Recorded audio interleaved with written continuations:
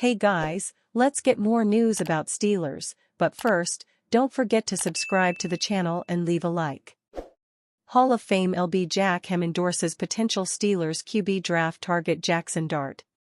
Ole Miss quarterback Jackson Dart is gaining quite a bit of steam coming out of the 2025 NFL Scouting Combine as most likely the third quarterback off the board in the 2025 NFL Draft behind Miami, FL's Cam Ward and Colorado's Shedeur Sanders. Dart could theoretically be the Pittsburgh Steelers selection at number 21 overall in the first round, especially with Pittsburgh needing a quarterback, and the Steelers having shown some interest in Dart with interviews at both the Senior Bowl and the Combine. The possible selection of Dart for the Steelers, particularly in the first round, has many Steelers fans and media feeling a bit squeamish, with Dart being in a bad quarterback class and having similar traits to former Steelers quarterback Kenny Pickett.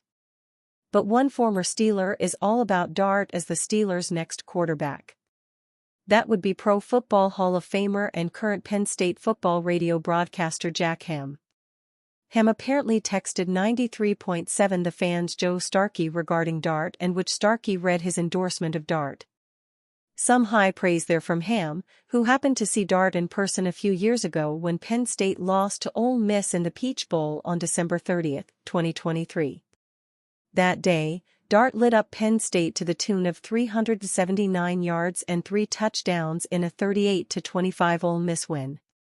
Now, a little over a calendar year later, Dart is ready to take the next step into the NFL. He measured in at 6'22", 223 at the Combine with 9.5-inch hands, though he did not do any field testing.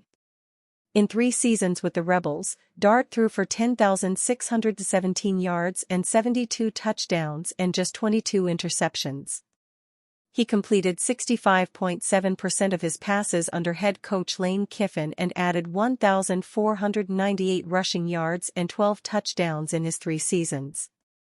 He earned first-team All-SEC honors in 2024 and was named the Gator Bowl MVP following his final game with Ole Mississippi.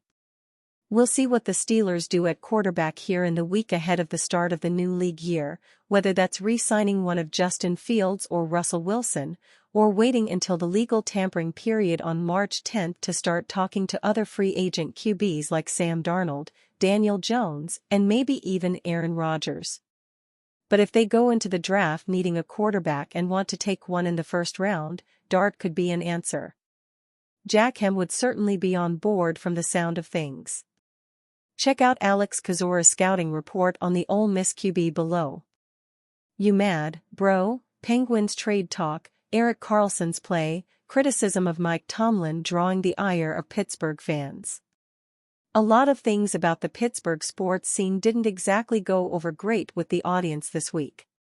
The high NFLPA grades for Mike Tomlin continue to generate angry dialogue. So do Erik Karlsson's mishaps and Penguins trade rumors. Hey, at least we aren't talking politics in this week's You Mad, bro? Nothing good ever comes from talking poly. Oh.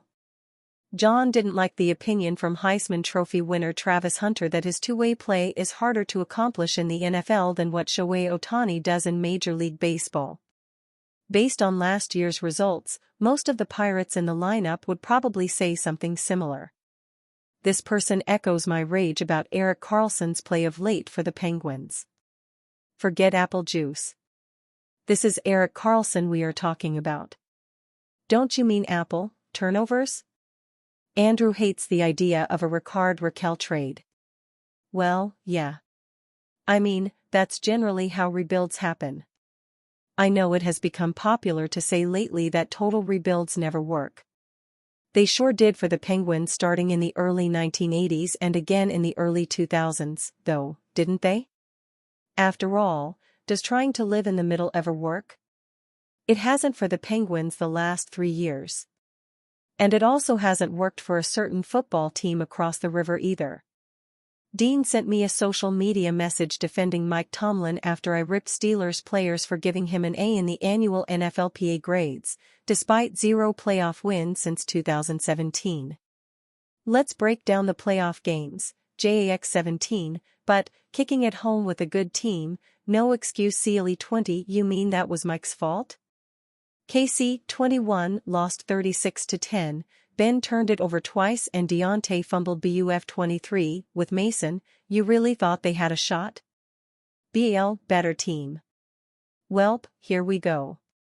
Cleveland defeat in 2020, lost to the Browns special teams coach and only half their roster because of coronavirus. Punted late.